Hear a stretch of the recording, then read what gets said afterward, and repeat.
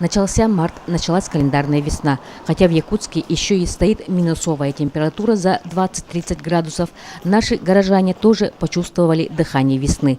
Кое-кто даже решил скинуть головной убор. С первым днем весны чувствуете весну? Да. Как чувствуется? Тепло, уже можно без шапки ходить? Да. А каким образом чувствуете весну? Тепло, солнце. Поздравляю первым днем весны. Спасибо. Чувствуете весну уже? Очень чувствуем. А по каким признакам? Солнышко ярко светит. Тепло на улице. Ну, так чувствуется настроение. Весеннее уже. 3 месяца до лета осталось.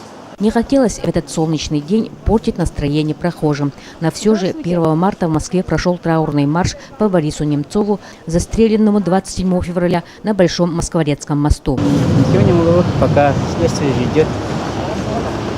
А вы знали его как политика, да? Да, конечно. Среди жителей и гостей Якутска мне встретились люди, даже не знающие о том, что политик был убит, или же те, которые вообще не знали о нем. А про Немцова знаете? Нет. Кто такой Немцов, тоже не знаете? Ясно. А кто такой Немцов, не знаете? Политика? Да. Ну, так, в общих чертах. А то, что его убили, знаете? Нет, не в курсе. Не в курсе? Как говорится, селяви. Вы смотрели репортаж Ларисы Бай.